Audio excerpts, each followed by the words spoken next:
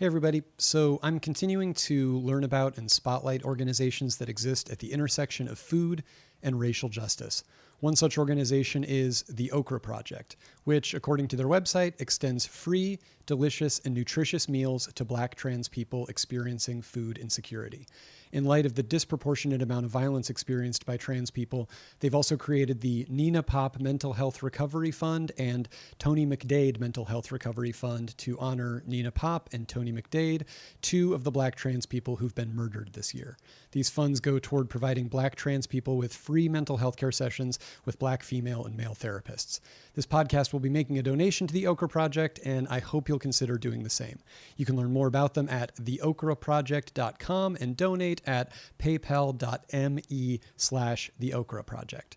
Thanks, and here's the rest of the show.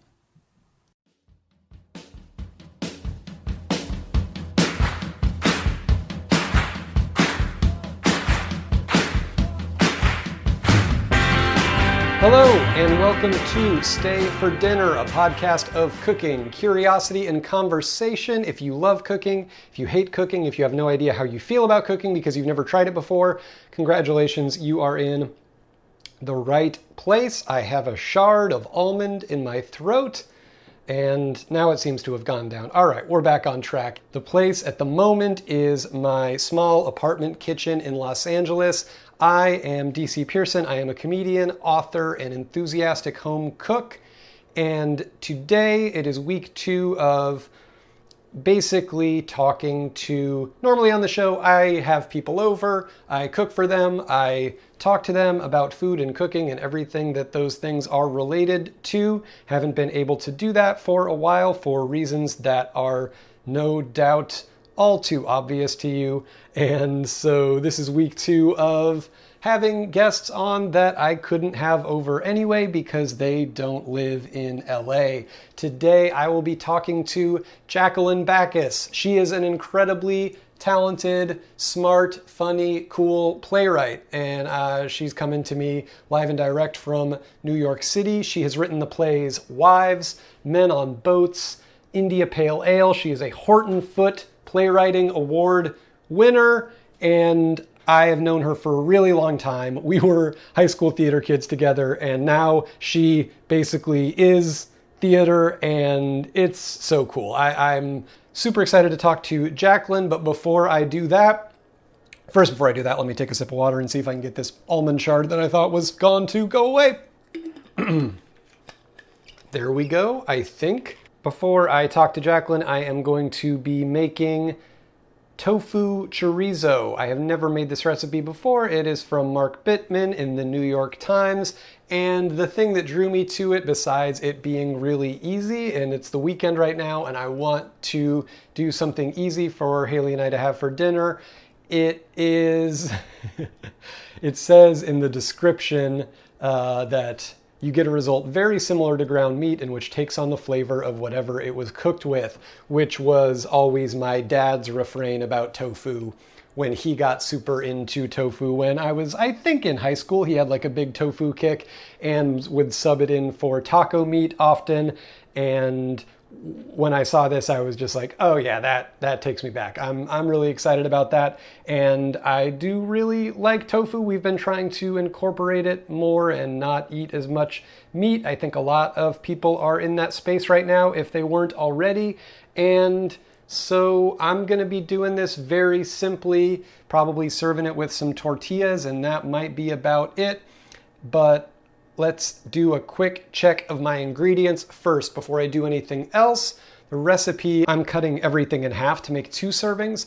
So I'm going to be using 1 tablespoon of olive oil, got that. Half of a small onion, have that. 1 tablespoon of garlic, we've got some fresh garlic. Salt, pepper. 1 block of firm tofu, have that. Half a tablespoon of chili powder, half a teaspoon of cumin.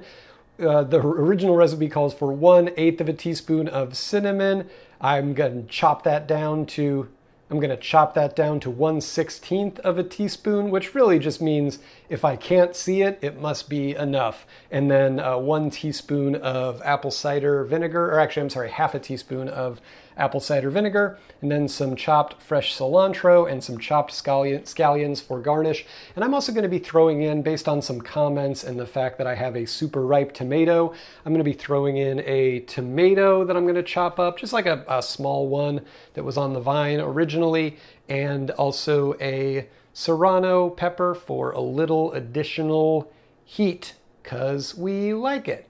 And I think that's about it. That's what I'm going to do. But first step, I am going to, this isn't called for in the recipe, it's just sort of a general tofu practice. I am going to take the tofu out, put it on a plate, and then place another plate on top of it with maybe like half of a very precious paper towel to insulate it from the plate itself. Maybe not, we'll see. But basically that's just going to drain the liquid from the tofu, and I'm going to leave it there for about an hour. So let's go ahead and do that. Cutting the tofu package, drain in the water. Tofu is, I'll say this, it's much, whatever your feelings on the moral dimensions of eating meat, and I totally respect whatever your views are on that, it's just so much less gross to work with than raw meat. I think that's something everyone can agree on. I think it's probably partially the feeling that you don't have to be hyper vigilant about like, oh no, I got some tofu water on something. I'm going to die. Got my tofu on a plate. What you're hearing in the background is a cat that doesn't realize that there is another half an hour before it's dinner time. Put the tofu on a plate, got another plate on top of that, and then I am going to place like a big can or something on top of the plate to give it some weight that will, oh wow, as if on cue, a can of tomatoes fell out of the cabinet when I opened it. No toes were injured, thankfully. All right, just put that in the fridge, and I'm gonna let it hang out there for about an hour just to get some of that liquid out of the tofu before I cook it. And in the meantime, very little prep work here to do, so I'm just going to go ahead and knock that out, beginning with my half of a small onion. This is actually kind of a big onion, so I'm going to maybe just do like a quarter. I'm going to do my garlic. Ooh, you hate to see it. A couple of these cloves have, this is not fermented black garlic, but some of these cloves have taken it upon themselves to try to become that, and it's not a great look. That's okay. Got a few here. They're still operable.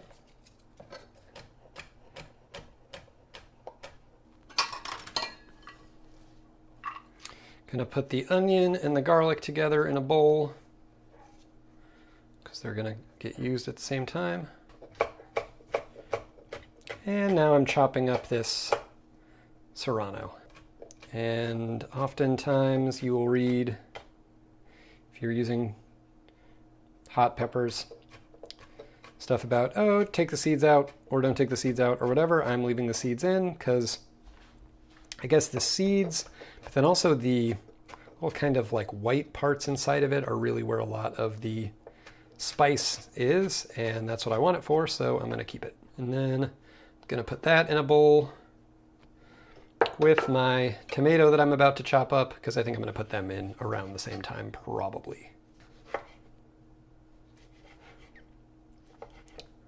I'm of two minds about adding this tomato because definitely it's going to add moisture, and a big part of what you're trying to do with this recipe is crumble the tofu into a skillet and then cook it until you get rid of a lot of the moisture and it starts to brown. Browning and moisture are opposites, but in this case, I just like the idea of adding that little extra bit of, I guess, liquid, honestly. So I'm not sure how it'll really affect things, because I do like the idea of, you know, a taco filling being dry the way ground beef is dry, but still having a little bit of kind of sauciness to it or something. So I might be working at cross purposes here by adding this, but we'll just see.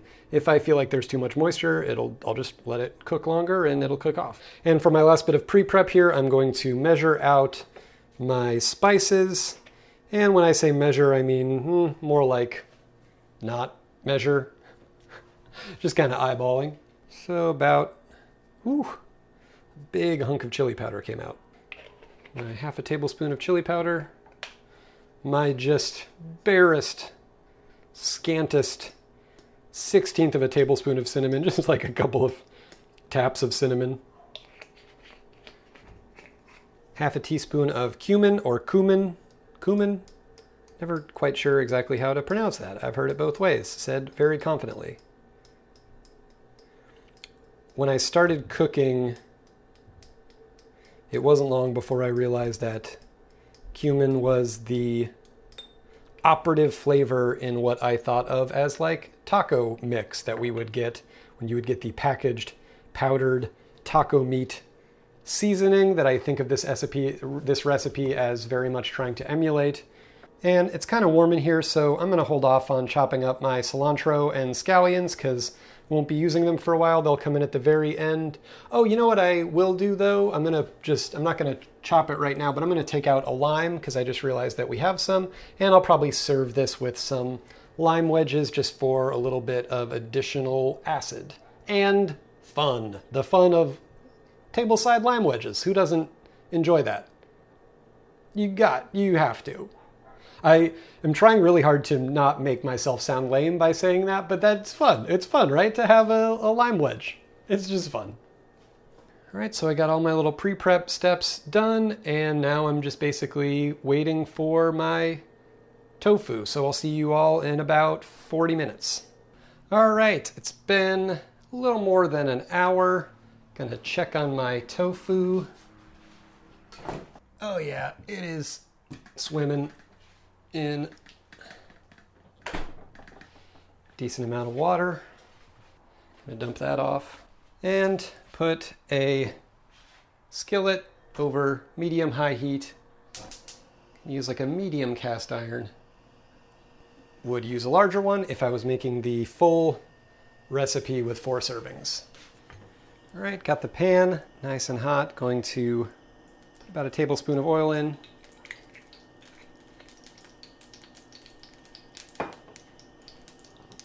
And then hit it with my onion and garlic. Gonna keep these moving for about 3 minutes. Oh, and before I forget, gonna hit them with salt and pepper. Really gonna keep an eye on them because pan's pretty dang hot and I chopped them pretty small and don't want them to burn.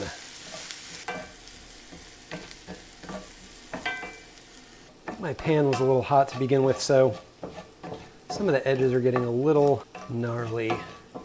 I lowered the heat just to kind of let them sweat out and not risk getting any more burned. Diced everything up really small because I wanted them to get nicely incorporated into the mix, not have any big pieces of onion or anything like that. Might have slightly overdone it. Or they could just be taking on more color because the cast iron, who knows, I'm not sure. Either way, it'll be fine. Nothing smells like acrid or anything. All right, now that we've gotten these softened up, the part that I am most looking forward to, which is crumbling the tofu over the pan, kind of simulating ground beef. See how that goes? Kind of break the block into 2. I'm not going to crumble the whole thing because I want to take breaks to stir and incorporate it with the onions and the garlic, just again, so they don't get burned while being stationary in the pan. And try to keep them moving as much as possible.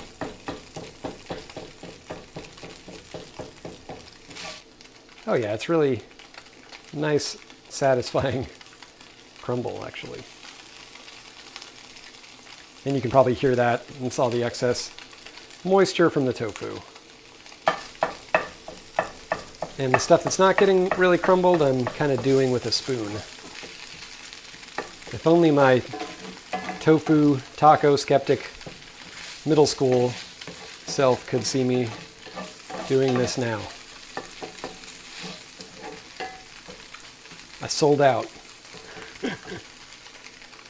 Your mileage may vary on the enjoyability of crumbling this tofu. Could imagine finding it gross. It's kind of fun though. Got about half the block crumbled up. Again, taking a break to kind of stir, incorporate, break up any big chunks. I think that's just a textural preference. I could totally see leaving some larger chunks in there. Not going to break it up completely. And on to my other half of the block.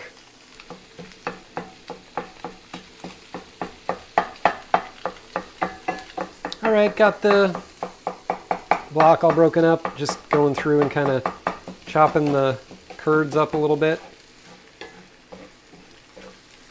And I'm sort of debating about trying to cook the tofu and then adding the tomato in later, but I think I'm going to let it add in now just so that the tofu gets to spend as much time sort of absorbing that flavor as possible.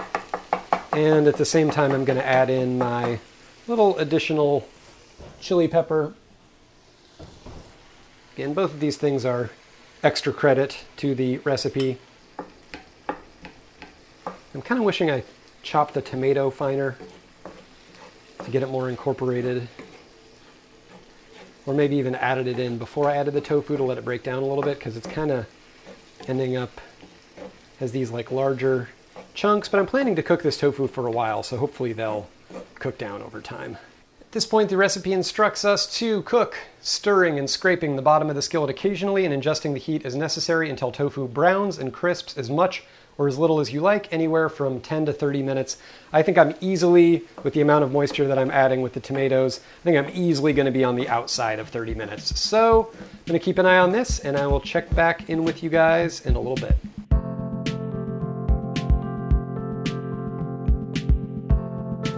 All right, it's been a little more than 30 minutes, and the moisture cooked off really pretty fast, and the chorizo started getting, or soy rizo, or whatever you want to call it, started getting pretty decently browned. There's some larger kind of chunks that have some good browning on them. There's some other ones where it's still a little bit on the yellowish side, but also as I keep stirring, they're getting really, really broken down, and I don't want to completely lose the texture or have it just become, you know, too on the grainy side, because I'm not sure how that'll be. So I am going to do my last few steps here because I think I'm close, and I'm going to add my spice mixture that I measured out earlier. Stir that in, and just scraping the browned on parts from the bottom of the pan, and that is going to be helped a little bit, I think, in a second here by adding my apple cider vinegar. It says half a teaspoon. I'm going to do a little bit more than that. I'm probably going to do more like a teaspoon.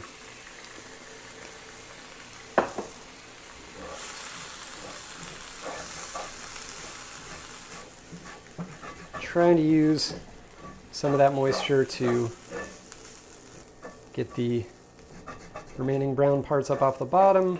And something that I realized is that tofu is really light when it gets broken down like this. And so what I end up doing is continually kind of stirring some of the curds out of the skillet. Maybe I'm using too small of a skillet. So we've lost some tofu weight, and some of it is cooked off as well. I'm going to taste here. And what I think I might do is just add in a little water to get a little bit of extra moisture, just so it's not so dry. Maybe that's counterintuitive, given that the whole goal of this was to get enough moisture cooked off that we could brown the chorizo. Definitely need salt. I'm going to do a little more ACV as well.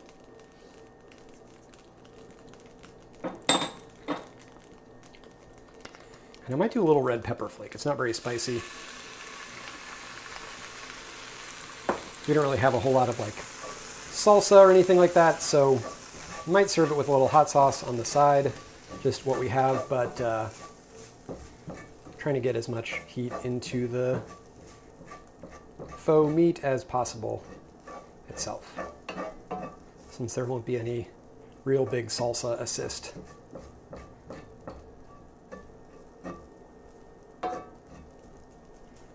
Sounds like the worst ska band of all time.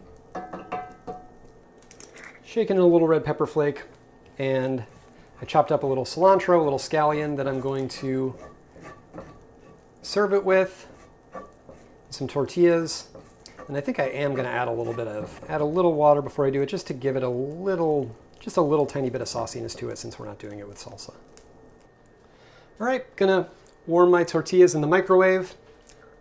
Chop up a few limes to serve, lime wedges on the side, or not a few limes, just a couple of wedges to serve on the side, probably like half a lime, maybe even less, and we should be good to go. Enjoy this conversation with Jaclyn Backhaus, all the way from New York City.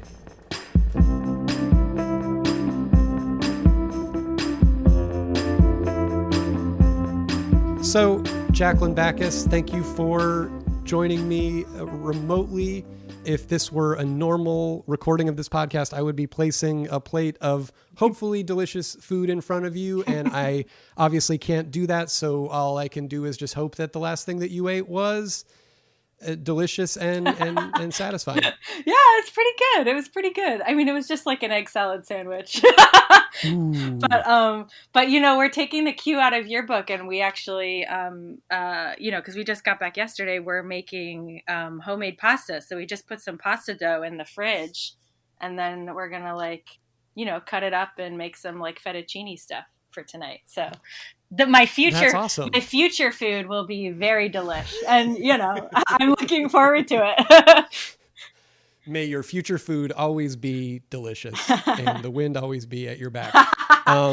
What are you guys going to do with it? Are you thinking about like a fettuccine Alfredo, or what's the approach? Well, so actually, it's more like it's going to be fettuccine like noodles. But so when we stopped in Chicago on our way back to New York, we stopped off at my husband's family's house, and we were given a couple of big jars of my father-in-law's marinara sauce, which he grows his own tomatoes, and he has like a huge garden, and he makes, he gets bushels of tomatoes every year, and every year he makes like jars and jars and jars and jars of sauce. And I think he said on the phone before we got there that they had like just finished the 2018, or no, they had just finished the 2017 sauce. And so they were moving on to the 2018. So I think we have a couple of jars of 2018 John Scoville marinara.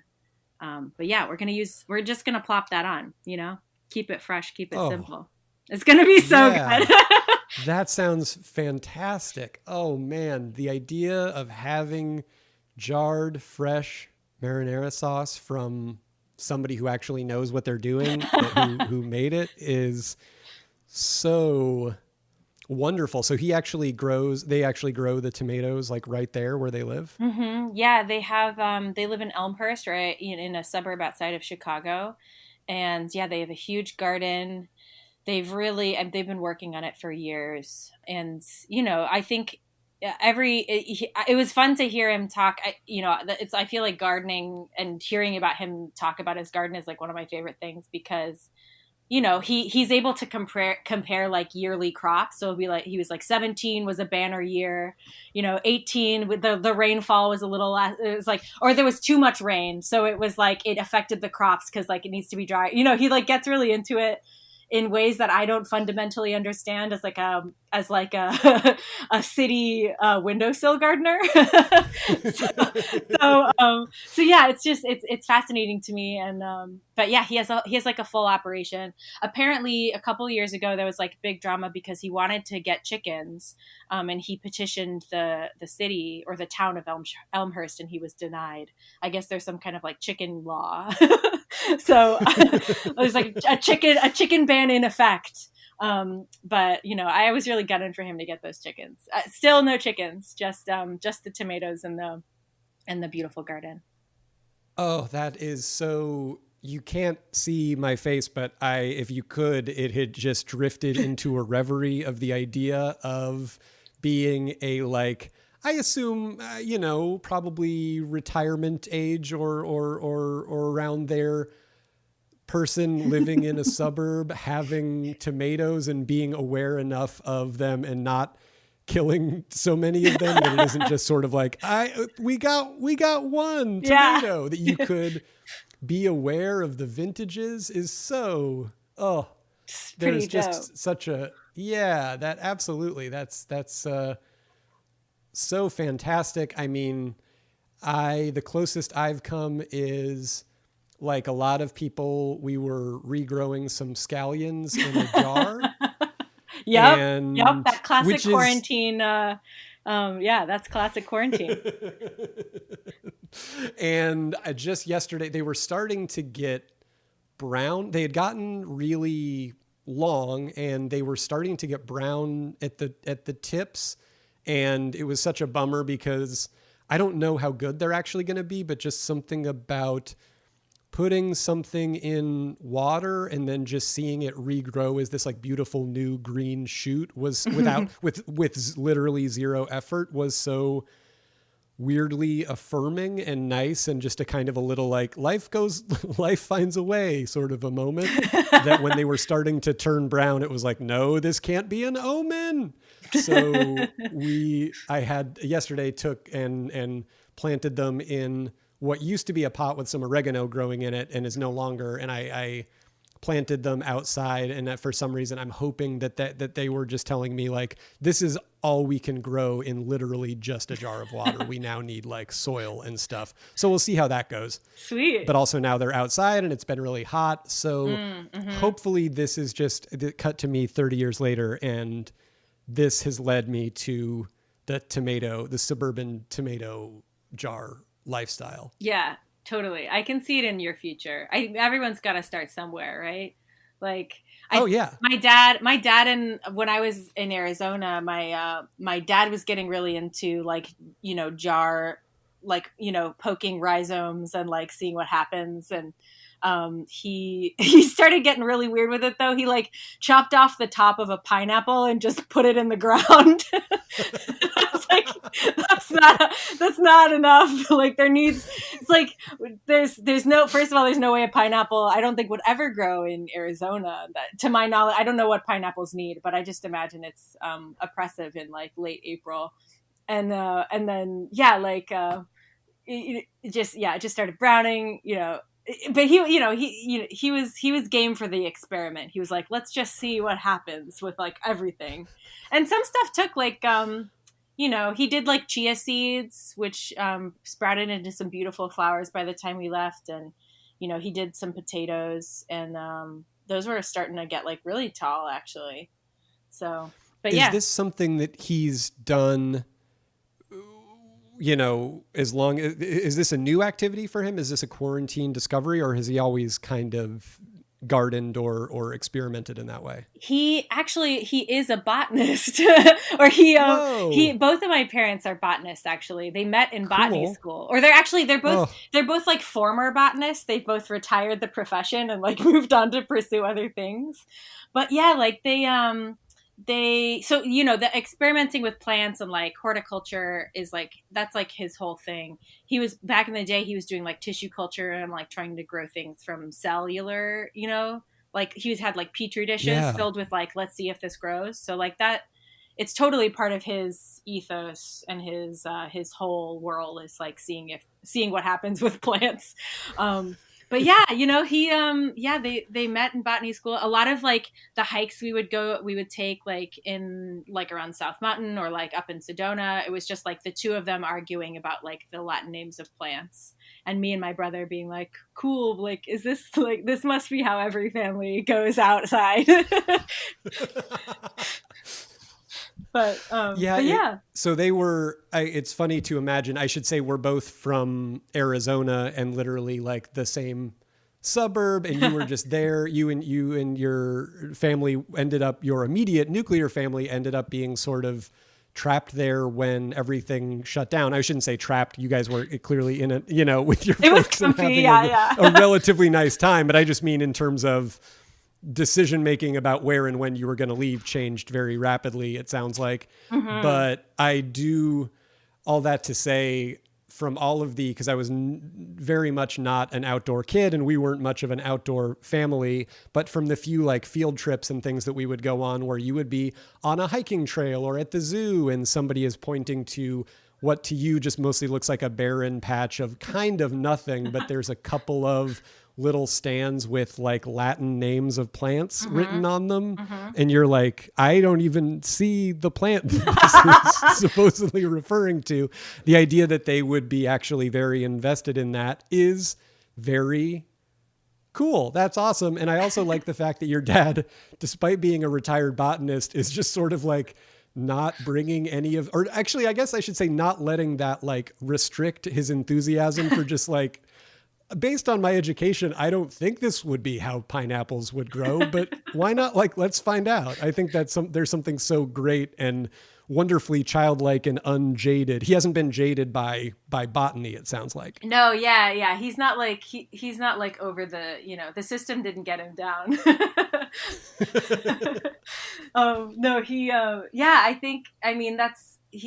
he's always had a very sort of like curious nature, and I think that it makes me wonder too, like even you saying that, like I wonder if like I come back, like, whenever I'm allowed to like truly kind of unrestrictedly travel again, I go back to, Phoenix to visit them in Ahwatukee, and I see that there's like an 8-foot like pineapple tree like in their backyard, and he's like, you doubted me, but like still it grew. Like, I don't put it past him. Like, it's totally possible. Anything is possible when you're absolutely, when you're a botanist with an idea. and a lot of time on your hands. No, yeah. Absolutely.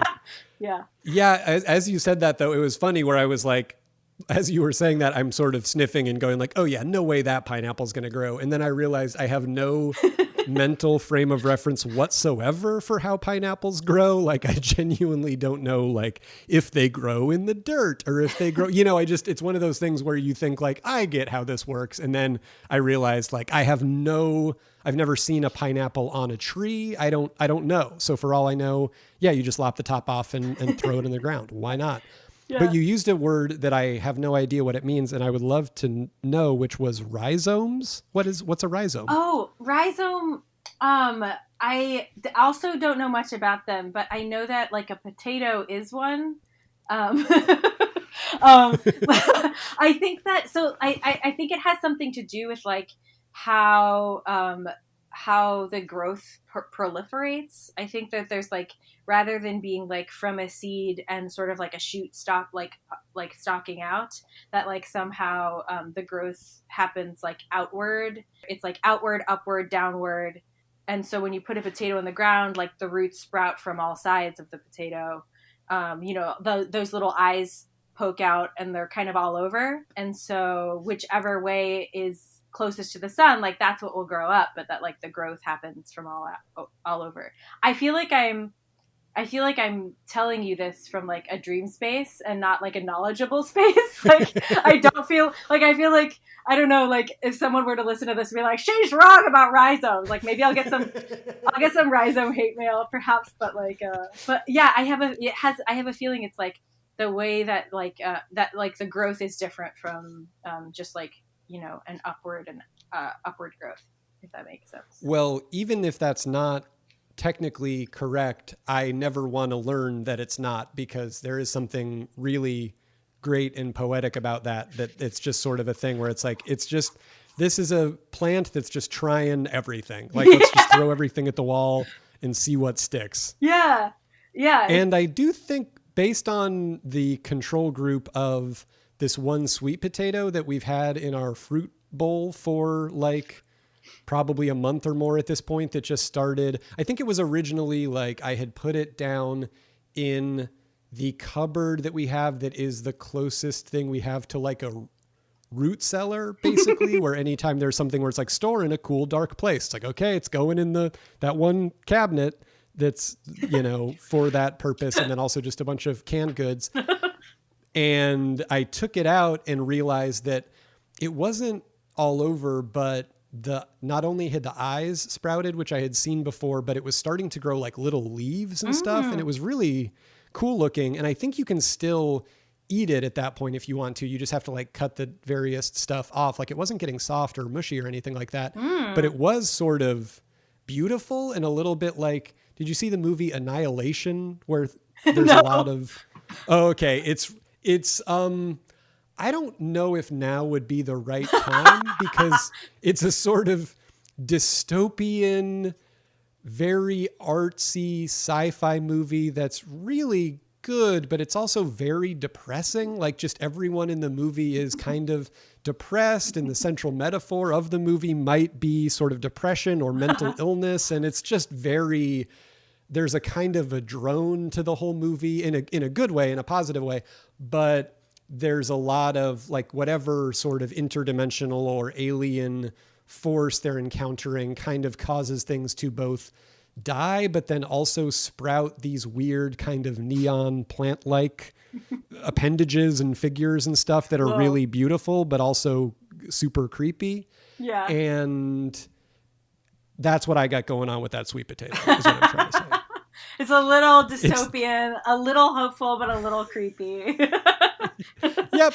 And that's really pretty much the best we can hope for at this moment in time. That's a total win, like dystopian yet hopeful with a touch of the creep. It's like, that's like a major win. We'll take it. We'll walk away from the table with that one. But so I would ask to start out just in general, where does cooking fit into or not fit into your life at the moment?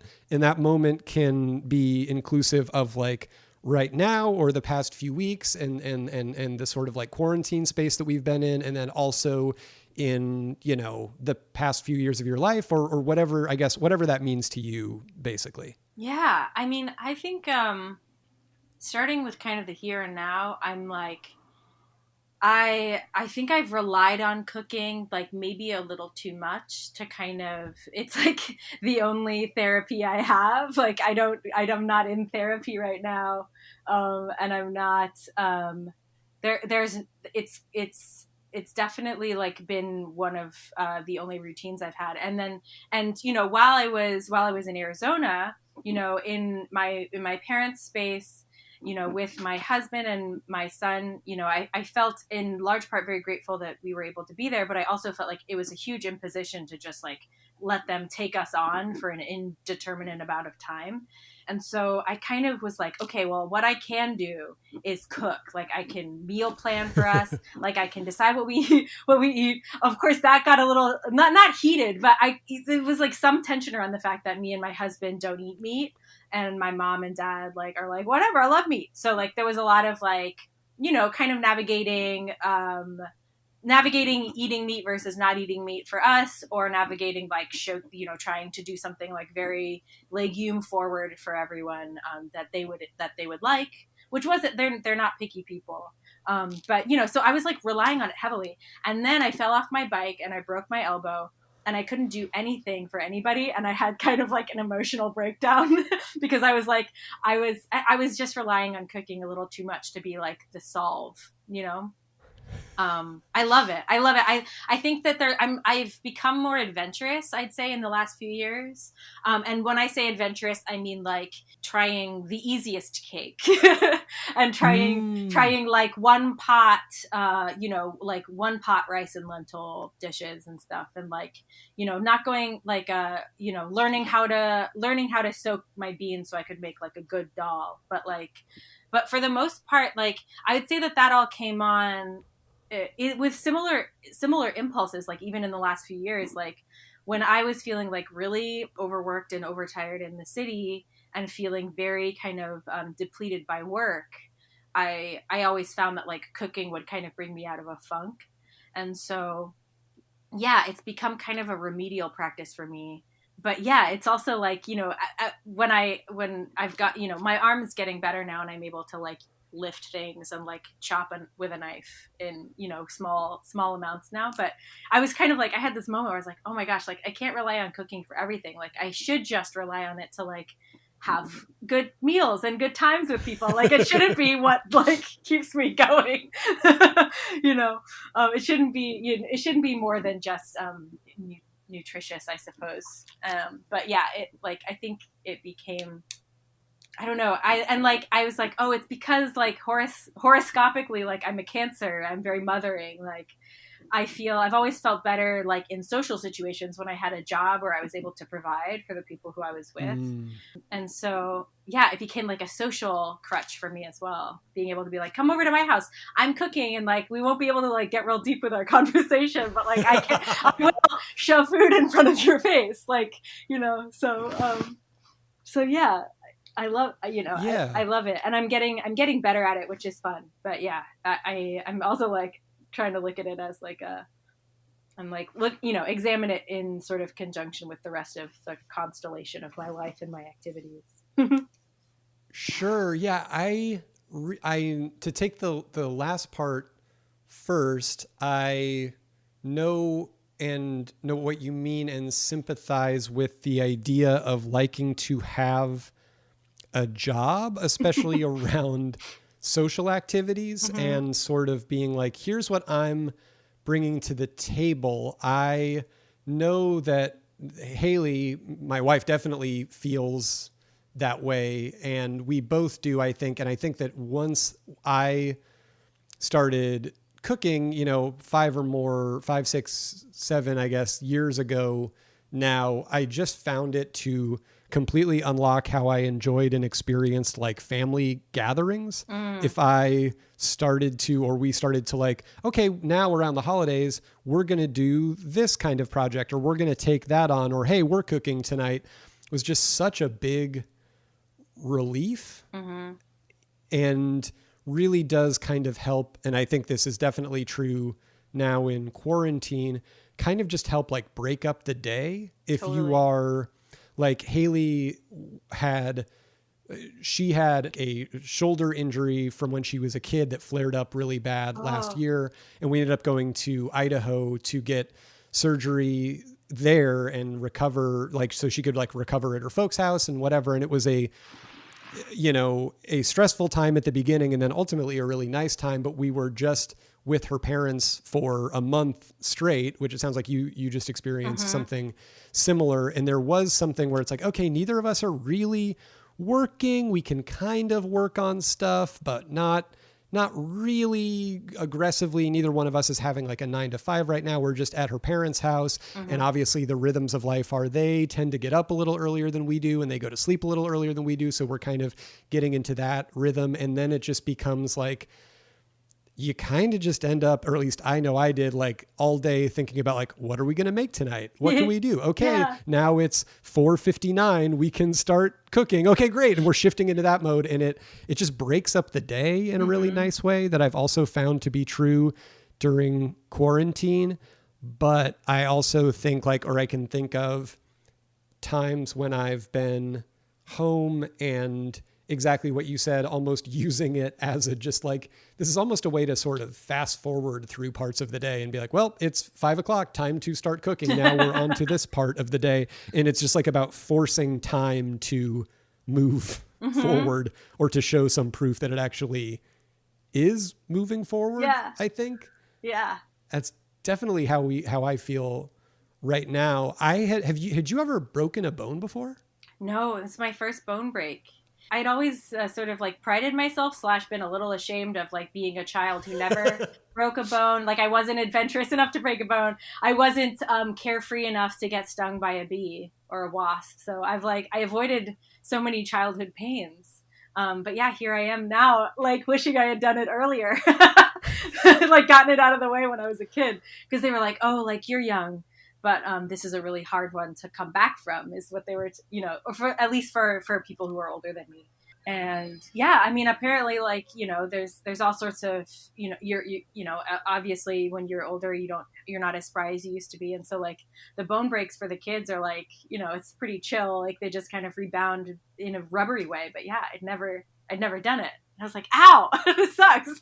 I didn't know it was broken for like 2 weeks. That was the other thing that was like crazy about Really? So what was it, just like it just hurt really bad? Yeah, it hurt really bad, and I couldn't extend my arm like past like I like probably, you know, like 30 degrees one way or the other. So I was like, maybe there's something wrong. But yeah. What did you find was like the difference between your quarantine life at your folks' house when you were able to cook and then when you kind of had to be like, okay, I'm like out of commission. I can't really use my arms to do the stuff that I'm used to doing? I think, I think for me, the biggest kind of change, it was like, it felt like it was a feeling of autonomy, you know, that I had lost in a way that I couldn't, even if I wanted to kind of like exert myself and like try to do something in the kitchen, like I couldn't like reach for the olive oil or like hold the olive oil. So like I was thinking a lot about how slow things were. Like what you said about time was really right. Like you don't even know if time is moving. It felt like there had to be a lot of embrace on my part before I was like trying to problem solve and trying to use my brain like and agility to like get things done and like save my family, you know, like protect them. After that, it felt like I really had to like embrace slow healing and embrace, you know, really small victories. And, you know, I had to like learn how to utilize like, you know, using my right hand, which I broke my left elbow and I'm left-handed. So I had to like learn how to write and a little with my right hands. You know, it was just like, I kept trying to push myself. I would get very frustrated, but then at the end of the day, I would just have to like, you know, force myself to be grateful for, you know, how small at the end of the day, like here I am moving through a recovery process when so many other people are recovering or not recovering from something much more debilitating. And right. This is so survivable, and so many people were not. And it was like, there was a lot of, you know, just recalibrating and remembering that and being very grateful at the end of the day that I had other people around me who could like help me reach for cans and open them. You had mentioned that there was some tension around the kind of you and your husband cooking versus your parents cooking and sort of what was on the menu. Can you talk a little bit about that? And also did you feel like that was all affected when there was this arm break? Did that shift anything? Oh, that's a good question. I mean, you know, my family is very like, they're super loving and super non-confrontational. And so even when I say tension, it's like, I'm talking about like a little conversation about like, maybe we'll have beans. But you know, like I do think like what really like ended up happening is like, there would be times when me and my husband would kind of offer up a recipe we were interested in trying or a couple over the next few days. And then my mom would do the same thing in turn with a recipe that she was interested in. My dad would once in a while be like, oh, I think, you know, I think I would love to, you know, I'd love to grill. And my parents also like, they're good cooks. My mom makes some dishes, so specifically some like Indian dishes that I still haven't quite mastered. Most of those are meat based, and I'm like, anytime she's like, I'm thinking about making lamb curry or I'm thinking about making like a curry chicken, I'm like, please God, yes, like make it and I'll eat it. And so like, you know, like when we're having conversations like that, my mom's throwing those kinds of things out there, which are these like laborious all day long cooking affairs. Like I'm not going to be like, no, like I actually don't do that anymore. Like, you know, there's this, I'm very, very, I'm so grateful when we get to do that. And then also like my mother-in-law, my mom, my husband's mom, who's in Chicago, she sent my parents a care package, which was very sweet. That was like, thanks for taking care of our grandson. Thanks for taking care of my son, you know, for opening your home. And she sent us this huge pack of Omaha steaks. So we were like, we have to eat the thank you steaks. Like, so yeah, you know, like it's the kind of thing where Yeah, and I do think once I broke my arm and other people were like, we're offering up this recipe for us to cook, like I was just like, yes, thank you, like whatever. And I think too, like I was kind of into eating meat for a second because I was like, I think I need like act fast protein. I need to build my bones again. I need to build my muscle tissue again. Like it all, I was like grateful for whatever was coming at me. But yeah, it did feel like, like we were just kind of like doing a little funny dance around how to accommodate each other and like what we like to eat. I've definitely noticed, and from some other people I've talked to have had similar experiences, that there is a sort of how parents think of themselves and how when their kids are getting older, and obviously you have a child of your own now and a family of your own, and it sounds like you cook a lot and your husband cooks, and you guys, are actively thinking about food and making choices about how you eat and how you're going to feed your child, and all of these different ways of thinking about food. And then when you're there in your parents' house and there is a sort of like, I don't know, the roles just get a little, I do feel like just about everyone I've talked to about this has experienced some form of, I don't know, just a little bit of that tension of sort of like who's, I guess, in charge, for lack of a better term, or just from a parent's perspective, or in your guys' case, like a grandparent's perspective, feeling like, wait, but what do I bring to the table if you're the one who's cooking, if you had parents who were cooking a lot for you growing up? Does that make sense? Yeah. It's like, how can we kind of like pass the baton, or what's the way that makes us all feel good about like me respecting your space and cooking in your space, and like, getting all of your dishes dirty when I'm making something that requires many steps, versus, making sure that I'm not trying to, make too many side dishes when you're working on the main event and you'd like need your arm space around the stove, like how it's like a dance in many respects, but it's, yeah. And like, and values around what we eat, like I think ultimately what is amazing about my parents, and I'm really fortunate to have parents who, who respect my opinions. They're interested in, the opinions I formed. And so when I say like, oh, we are not eating as much meat right now, and I'm interested in making this, dish with tofu or whatever, they're not like, tofu, they're not confrontational about my choices. They're interested in, they're curious, and they're open to, to trying things. And so, yeah, I feel like if we can just give each other the benefit of the doubt and like let each other lead, and like,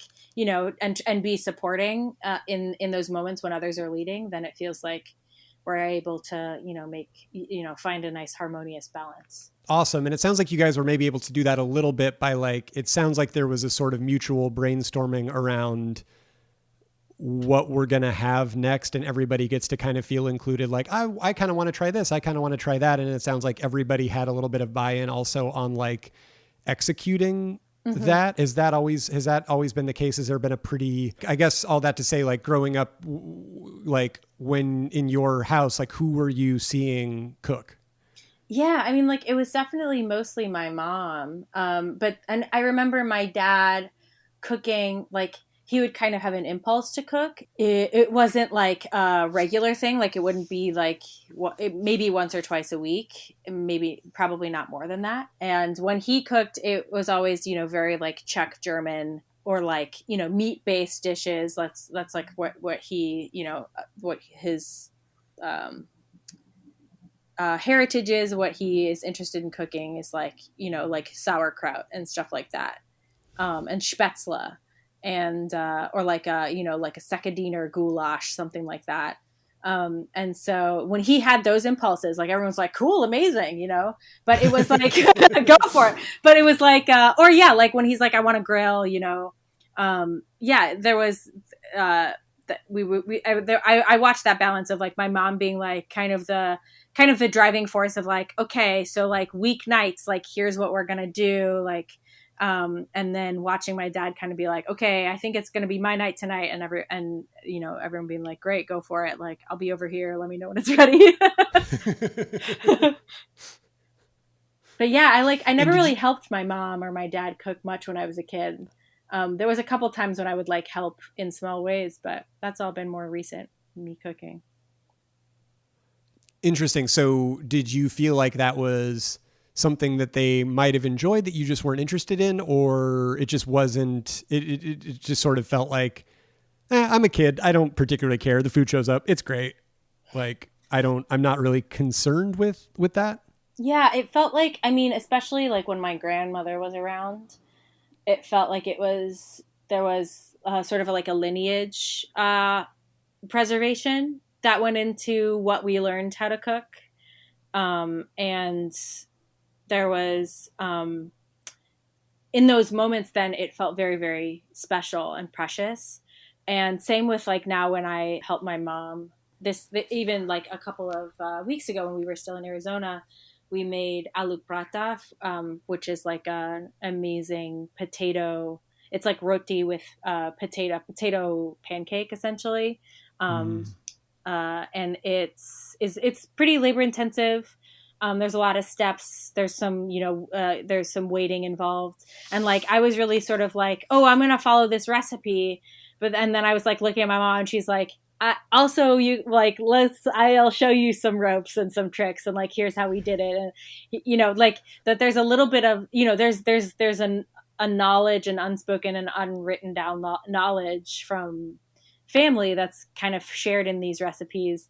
And there's not, there was never like a kind of like, here's some basics, like here's how you make a,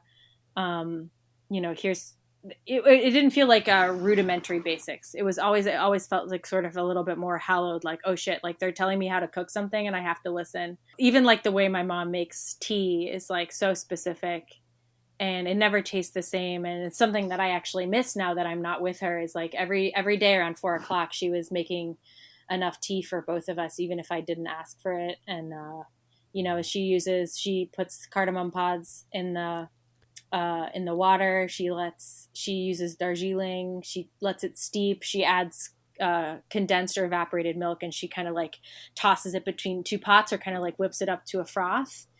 And like, wow. It's like delicious. It's like she adds a little sugar, it's so specific, and I have all of the ingredients here and I try to make it. It's not the same, but it's like, if I can just, if she wants to show me like a specific thing, like I gotta be there and make sure that I catch it. Sure. So you're not so much getting the, like a lesson in like general cooking principles as you are like, this is the capital letter, like way I make tea. Mm-hmm. And this is it. This is like the big stuff. That's like, so I don't know how cool. to chop an onion that doesn't make me cry and look ugly. Does anyone? No, I think everyone cries and the onion always looks kind of ugly and bad. But yeah, no, it's cool. Her tea, I'm like ready to make her tea right now. That just sounds incredible. And isn't it nice to have, Haley really likes tea, but again, talking about like breaking up the day or whatever, like we just got these biscuits that are like Szechuan flavored, but they're also like butter cookies. And so they're like Szechuan peppercorn, but like in a butter cookie, and they're so good. And we've been having them sometimes around that time in the day where you're a little bit like, okay, lunch was a little while ago. Just something to get you over that hump is so great. Delish. I would love to have some sort of real tea time kind of a ritual, I guess, for lack of a better word. That's really neat. Do you feel like you'll ever be satisfied with your own tea, or is that just always going to be part of like, well, this is how my mom makes it? Do you know what I mean? Like, yeah, I don't know if I haven't quite found any satisfaction with any deviation I've done, like from her kind of method. But I feel like, the way that she makes it, like, I think that every family kind of has their own recipe as far as like like some people add additional spices, like sometimes it's like anise, and sometimes people add garam masala. But I feel like, I like the simplicity of hers. I like that it's not as thick as some teas that I've had. Mm-hmm. I like that it's not as sweet as some people make it. And so I feel like I'm just going to try and I'm going to like ascend my way toward her tea and then try and master it. And then, I'll go from there. But yeah, it's very, very, it's like so good. I feel like I'm gonna call her after this and be like, I just talked to DC about your tea. It's great. And also, like, I don't know, there's gonna it's so neat to have something like that, like that to have that you can then carry on. How do you feel like you and your husband have navigated kind of like imparting or involving your son in cooking or food, or how are you guys like approaching that? Yeah, it's fun because it's been changing, especially since we've been in quarantine. Like some kids I know, I've watched like some of my friends, and like their kids get super into helping out. And they're like, you see like kids on Instagram, like plopping cookies on it. You're like, what? Like, how are they getting so involved? Because Ernie's very, very involved, but he, he gets his hands in all sorts of things, but like he doesn't have the capacity to like see something through. When it comes to cooking, at least, I'll have him help with like a step of something, especially if it's like involves hands or stirring. He loves to stir. And then he's usually like, I'm done, and like leaves. And it's totally like, it feels fine. There was something that happened on this, during these last few months though. My friend Liz Alder, for her husband, Ali Bouzari, is a food scientist. And he wrote a book called Ingredient that I got my dad for Christmas. And I was like, when I was like, sort of like, I had nothing, I was bereft of ideas of like school, homeschooling and like, being a good mom and like teaching lessons. I was like, we're just gonna read from this book that my, my friend's husband wrote. Like, let's read it. It's called Ingredient. And it's this book that's like all about, kind of the science behind, like how the science of cooking and like how heat affects, lipids and how sugars dissolve. And there's all these kind of like beautiful illustrations in this book. So Ernie got like super obsessed with this book. And I think that that's kind of informing now, like how, we made lemonade together. He stirred, he watched the sugar dissolve. He squeezed the lemon, and we talked about acids.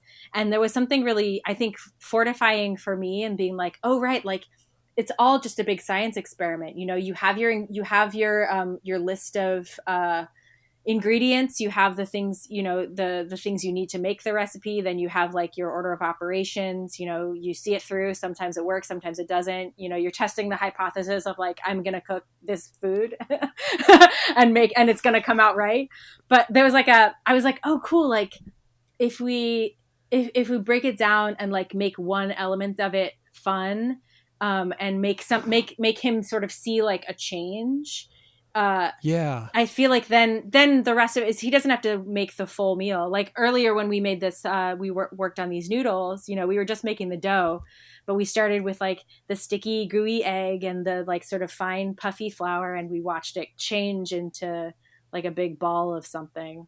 I think he was sort of like grossed out at how sticky it all was. He was like, ew, I have to wash my hands. I'm all done. Like after a little bit of getting dirty, but like, it was fun to like for me at least, to like have him, I don't know, like sort of watch the change.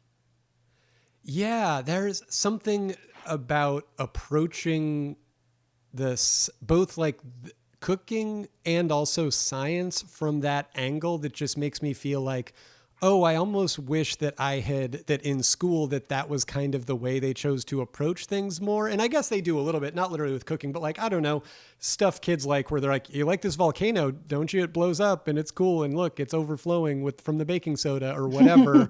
Like, obviously they try to do certain things to get kids to be excited about more than just hearing about like acids and bases and whatever. But I do think approaching it from that angle, because it's like, well, everybody likes to, or at least has to eat, and most people even like some foods. And so like getting them involved from that level and like seeing the science of that all work, I don't know, is really neat. It's something that I still feel like I don't have nearly as good of a grasp of. Like when I read like in like Salt, Fat, Acid, Heat, the book, she has a lot of really great, pretty, you know, plain spoken information about the science of food that I still tend to glaze over a little bit. But I do think one thing that I have been able to like take on board that practically affects like how I cook is like, oh, just like water. Like so much of cooking is just about how much water is in stuff. If there's a bunch of water on the surface of something, it's probably not going to brown,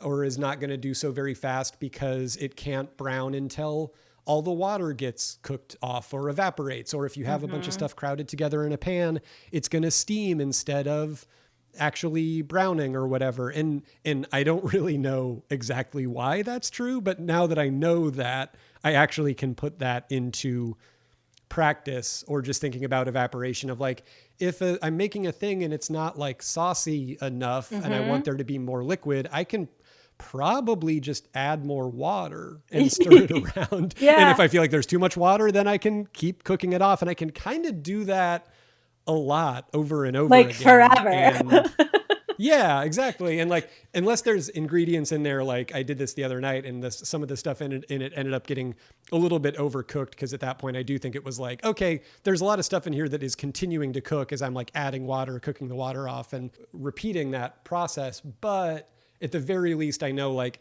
I can do what you're saying and like make a hypothesis of like, I think if I put a little more water in here, it'll be more the way I want it. And if it doesn't work out, it's not that big a deal, because I can cook it until there's less water there. Is nice to know. I would like to know more of that stuff. That book sounds great. You said it's called Ingredient? It's called Ingredient. Yeah. Yeah, it's great. I mean, I think of it was one of the things, you know, when, I don't know if you do this when you're ever visiting family and you're like, maybe I'm going to take that and like bring it back with me to New York. That was one of the things. I was like, yes, of course I did buy this as a Christmas present for someone who lives here, but like, maybe I'll take it with me back to New York. That was what I was thinking about doing with Ingredient. I ended up leaving it there, and like, you know, we'll revisit it when we get back there, but it's a cool little book. Oh yeah, I would 100% do that with books I would get for my dad. He would often like, oh, this is a kind of like rock and roll memoir, or this is, you know, just some kind of like popular science book about like how music works or something. Like there was one Christmas where my brother, me, and my dad all got each other the same book that was like The Science of Music or whatever. It wasn't the David Byrne one. That's supposed to be really good, but we got each other it in like a triangular exchange of, it wasn't exactly a gift of the Magi. Like we all ended up with the book, but it was very fun. But I would inevitably, like, he would read them, and then next Christmas I would take home whatever the last Christmas's book was and read it. And that's just part of it. That's just all, that's all to the good. But I was wondering to shift over for a second. So I have not seen or read Wives. I thought I could get over to see it when I was working in New York at the end of last summer. Yeah. I was in New Jersey, didn't end up being able to like make it over. It turns out that Newark is much further away from the city than you actually think it is. They act like it's not, but it is. But God, I've missed a few flights for that very assumption. For that, yes, it's a sort of, they sort of bend space in your mind, and you're like, I think that's just across the water. That's Newark, right? And it's like, nope, that's Jersey City. Newark is very far away. Yeah. Anyway, did not get to. It never worked out for me to sneak away and see it, but I have read Men in Boats, and it's so good. And I loved, among many, many other things, the Arizona of it all. But I should say, so for people that have not seen it or read it, it's a play that is based on the journals of this guy, something Powell, right? Yeah. Is it like John Wesley Powell? John Wesley Powell, yeah. and who was like navigating for the U.S. government the Colorado River, and then ended up not discovering, but trying to like navigate the Grand Canyon. Is that accurate?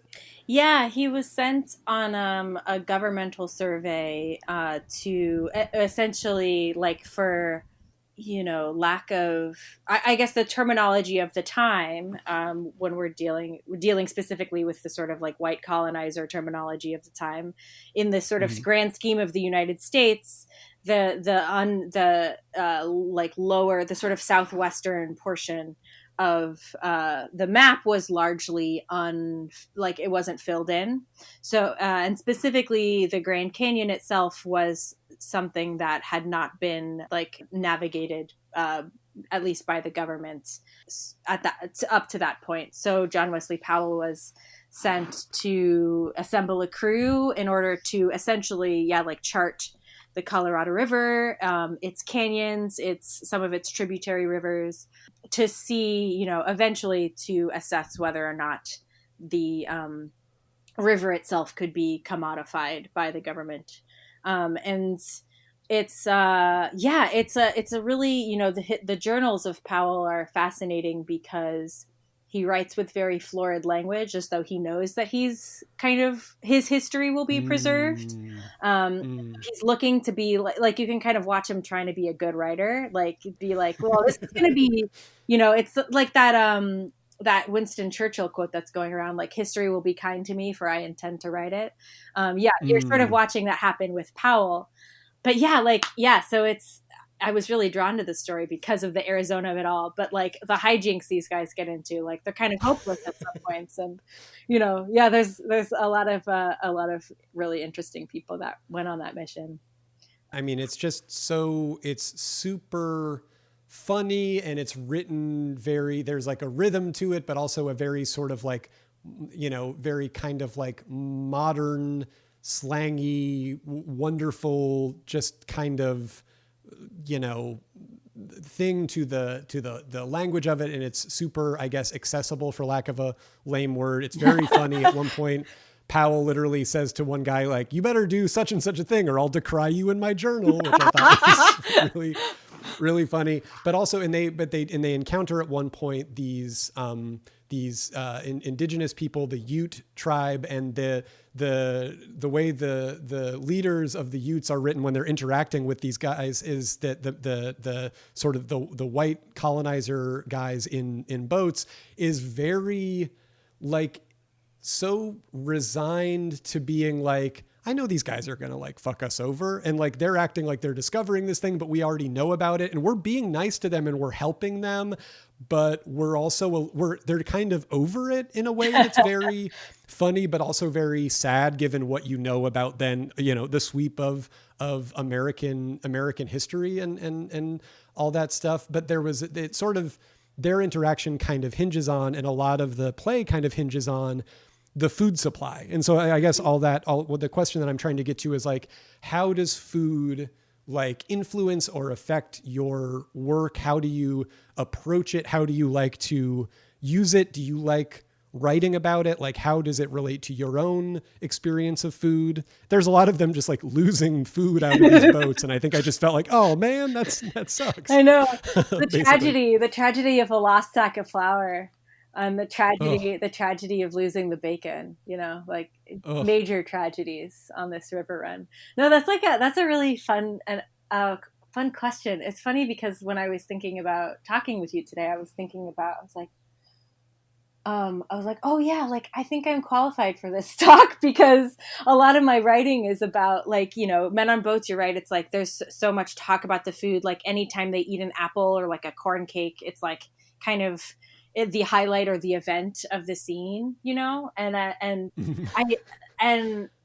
I think that a lot of the early work that I had read, like even thinking about prose, like the work that I had read, especially from women writers who would write about food, like sort of in a pronounced way, it felt kind of like a subversive act in a way, when like a lot of, culture around, at least, contemporary or like a young woman growing up in the 90s, it's all about like how what food you don't eat, like sort of like how we defined ourselves. So like when I was reading, like I read The Bell Jar growing up, and like all she does when she's in a kind of when she's not in the character's not in a depressive state, she's talking like all she's talking about is how much the food she's eating and how much she's eating.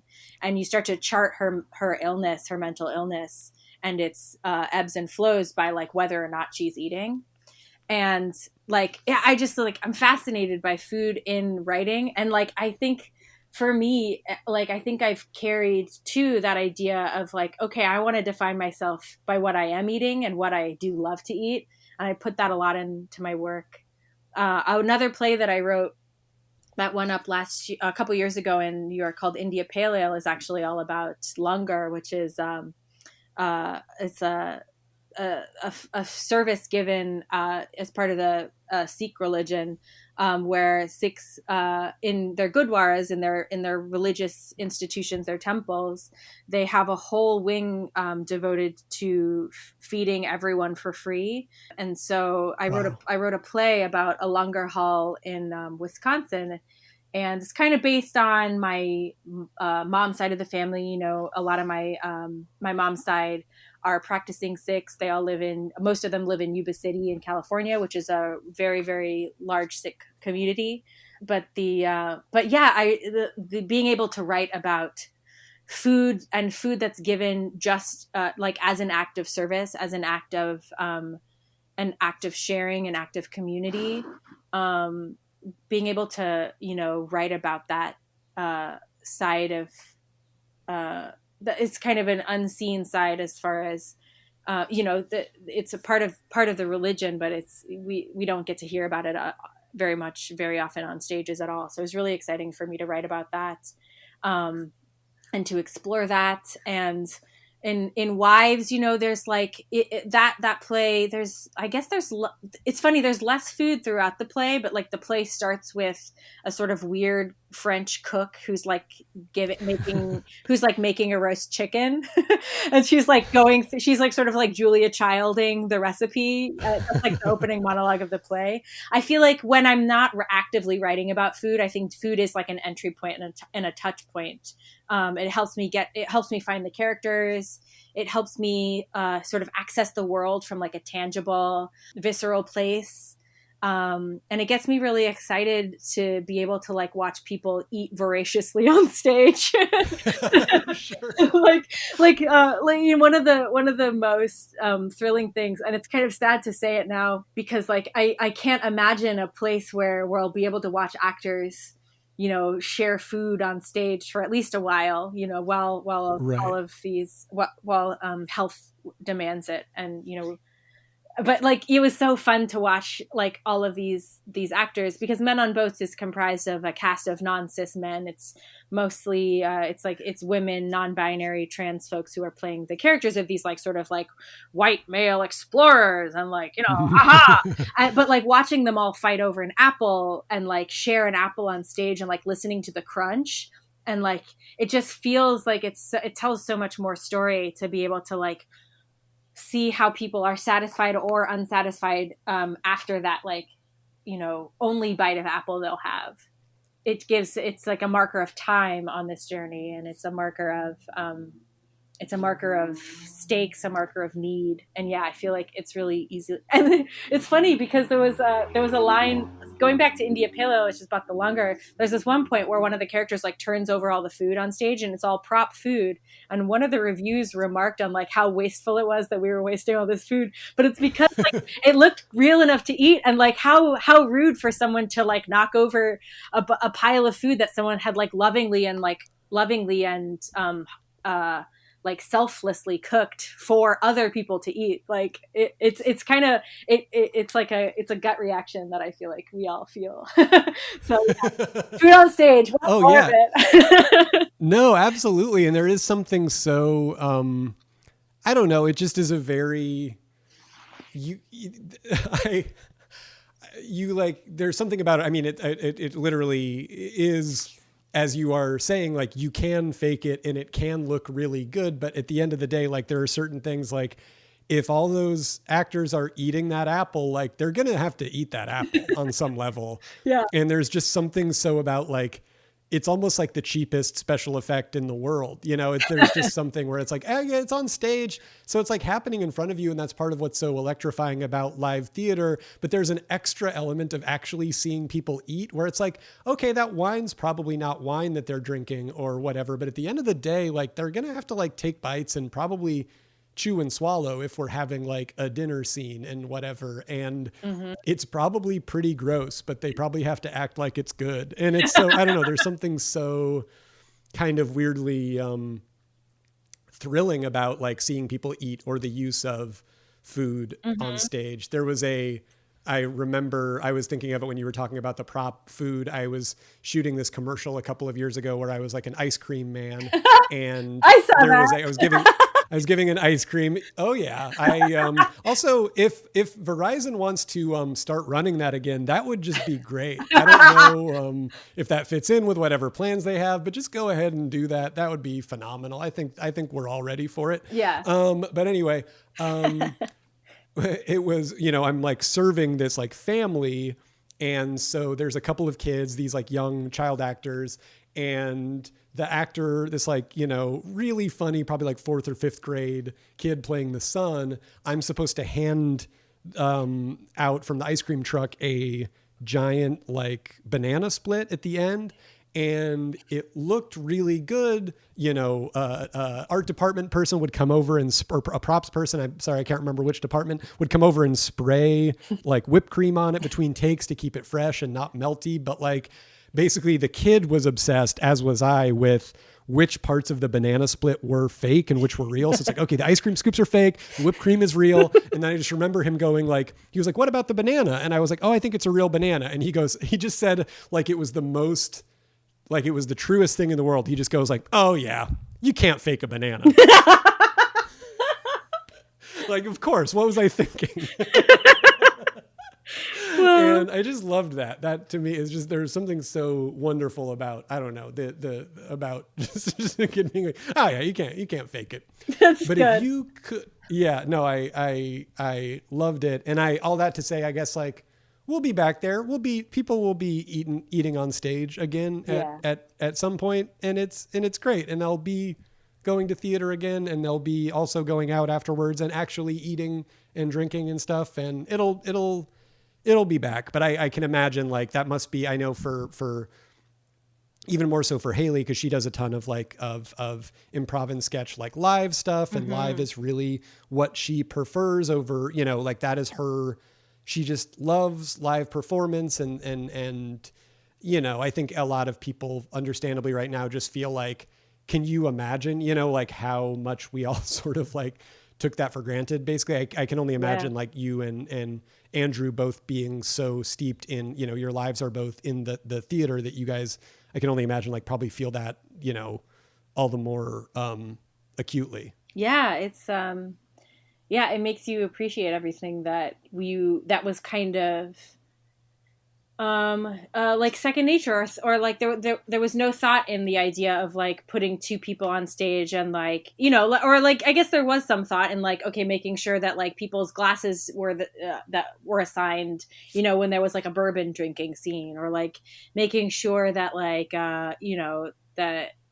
Yeah, like making it's like you put a shared plate of like weird mashed potatoes that like everyone has to eat for some reason, and like making sure that like the spoon doesn't touch everyone's plate. Like they're like, I'm sure that there will be like practices that will implement that will change the way that the things that the work is built, so that safety is paramount and everyone's accounted for. But like there's so many like little decisions like that where like that were just, staging decisions and stuff that were built in the rehearsal room that were so simple that now I feel like even as things become safe and, things open up again and work is being made again, I'm sure that there will be practices, at least I hope there will be practices put into place to make sure that like everything is built with even more care and more thought. I would imagine so. And that'll be awesome. Won't it be great when, you know what I mean? Like, yeah, totally. It'll be you're like figuring that stuff out. Yeah. Again. It's like, oh, what a relief that this is our problem now after all of the, after everything that we've gone through. You know? Yeah. I was talking about that with Haley the other night, and like, obviously like the whole like reopening conversation is just so wild, and we like know people, you know, and everybody does on some level. I'm sure like, you know, people who work in food service and this is their life and livelihood and passion. And so you just think like, I don't know, I definitely can't pass judgment on anybody that's trying to figure out like, how do we reopen right now in some way? How do we figure out like, what does dine-in look like? What does dine out look like? Like all of those different things. It's obviously like such a hard thing that everybody's having to confront. But we were watching actually like a Real Housewives the other night, and just going a Real Housewives of New York, and just going like, they're at like a bar at a restaurant, and just going like, oh man, like we were both realized we were just pining for like, oh man, going and dining in at a restaurant. Yeah. But by the same token, neither of us, even as LA has very haphazardly, seemingly like suddenly reopened dining in many places, it's like neither of us feels any real desire to run out and eat in a restaurant, like inside a restaurant right now. And we were just talking about like, yeah, don't you want it to be like the first time you go and dine in a restaurant is like when it's all actually okay? Yeah. You know what I mean? Like, as opposed to like you... taking everyone else's life in your hands Yes. to like get a burger.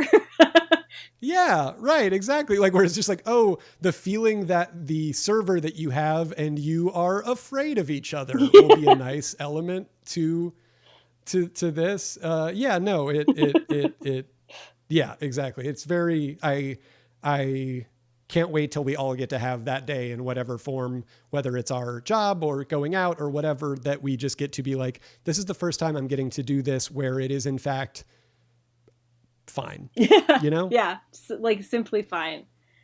No thought necessary. Exactly. What would be, is hardcore shifting gears. What would be, if there was one dish that you either like, it's something that you had growing up or just something that you used to eat, you know, or like get for yourself as a treat growing up or as an adult, or something that you guys like to, back when dining in or dining out was a thing, to get, like, if there was one thing that you could just snap your fingers and be able to make flawlessly, what would it be? Oh,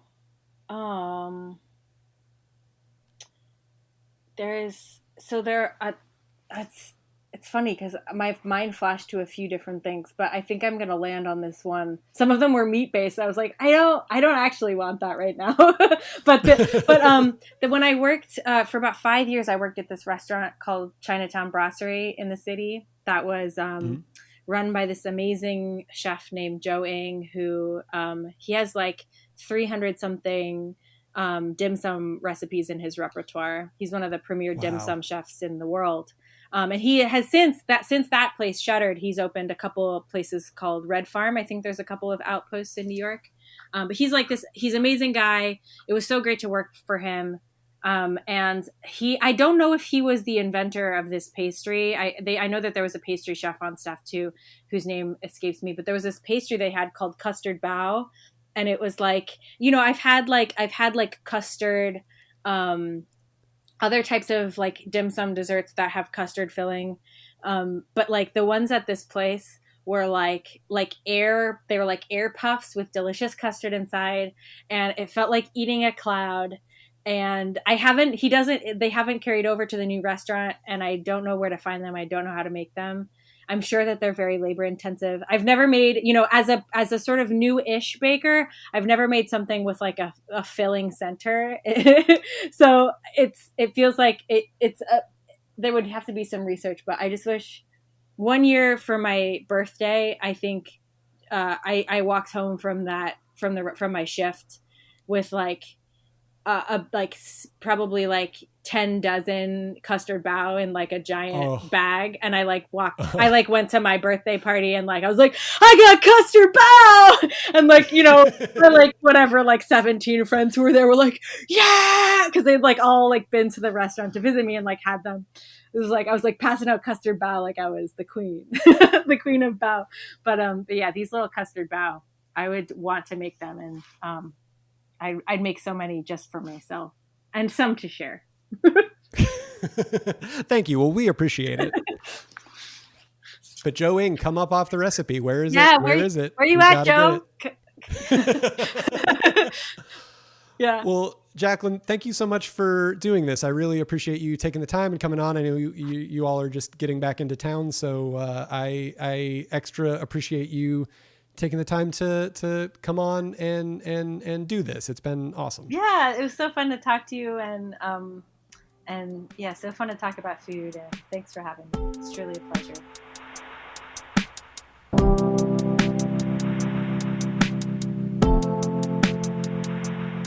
That is it. That is all for this week's episode of Stay for Dinner. Thanks so much to Jaclyn Backhaus. You can follow her on Twitter at Jaclyn Backhaus. That is Jaclyn Backhaus. I'm DC Pierson on Twitter, or at DEECEE Pierson on Instagram. You can reach out to me there. Please rate, review, and subscribe to this podcast wherever you get your podcasts. It really helps more people find the show, and that in turn helps there be more show. My interstitial music is by Advanced Bass, the amazing Owen Ashworth. The intro song is July 4th, 2004 by Jason Anderson, and the cover art is by Sarah Beacon. That's Becan. I have written a couple of novels, The Boy Who Couldn't Sleep and Never Had To, and Crap Kingdom. Please support your local bookstore in whatever form they exist right now. And if you like hearing me talk, I read the audiobook versions of both of those books, available on Audible and wherever else you get audiobooks. That is all for now. Have a great rest of your week.